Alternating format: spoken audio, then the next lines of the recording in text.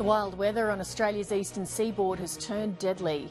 3 people have lost their lives after being trapped in floodwaters. There are grave fears for 2 people missing in Tasmania.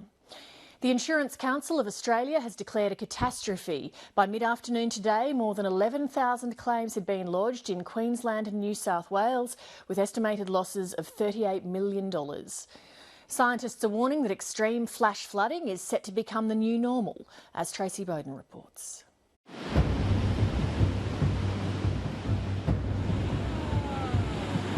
Australia's eastern seaboard was smashed as heavy rainfall, a king tide and huge seas combined to trigger widespread flash flooding.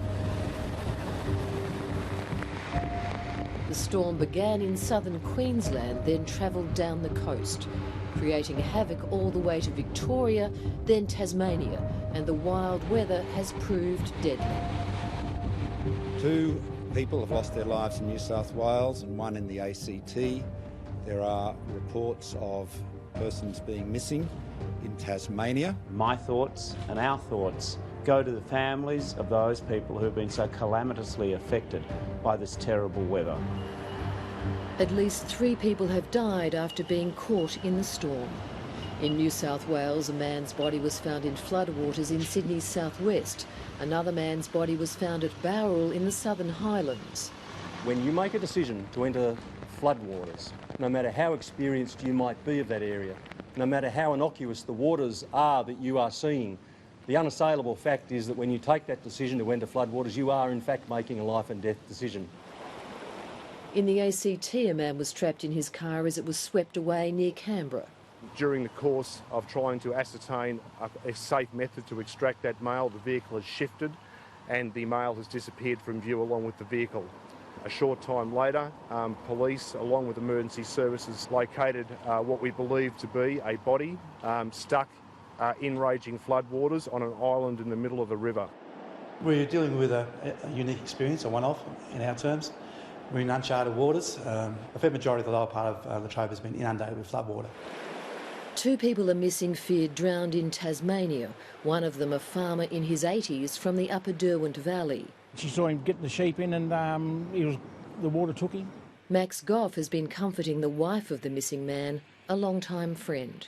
Fantastic man, fantastic. Always had a story, never spoke badly of anyone. Would give you the shirt off his back if he knew you, if he didn't know you.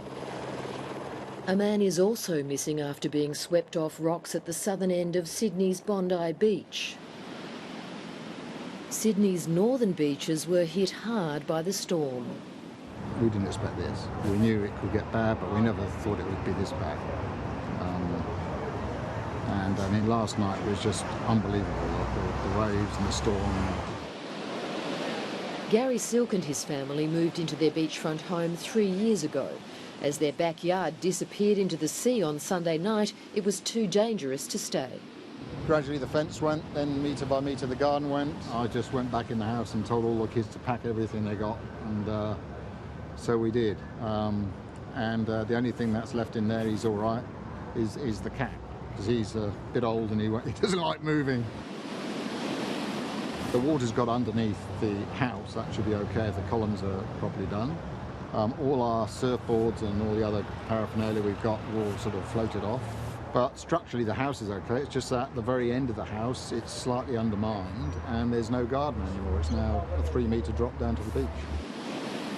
What's relatively unusual about this storm is that those waves came from the northeast, and that's exposed sections of the coast that aren't normally exposed to storms, and we've seen quite large erosion, particularly in the southern ends of beaches. So here at Narrabeen Collaroy in the last 2 days, the beach has narrowed by about 40 metres.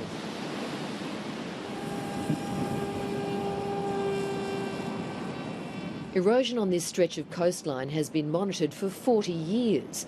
The team from the Water Research Laboratory at the University of New South Wales is using a drone, cameras and satellite and laser technology to check changes over the weekend. What we need to think about is how we're going to manage this into the future.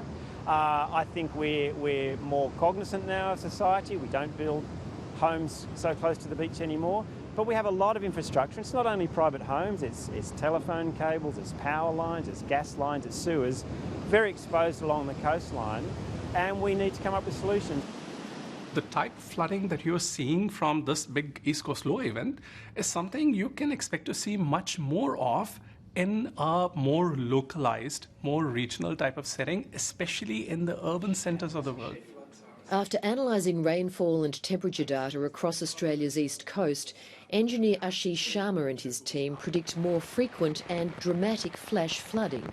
But stormwater systems aren't designed to cope with these changing rainfall patterns. If global temperatures continue to increase, then a warmer atmosphere will store more moisture and the storms will get more intense and they will get more concentrated in time and in space. You will have more and more rainfall that causes more and more of a problem. Existing stormwater drainage systems cannot cope with these type of storms. As the clean-up gets underway further north and businesses and families start to count the cost, it's not over yet. There are major warnings in Tasmania, with the north of the state facing an unprecedented flood crisis. Tracy Bowden reporting.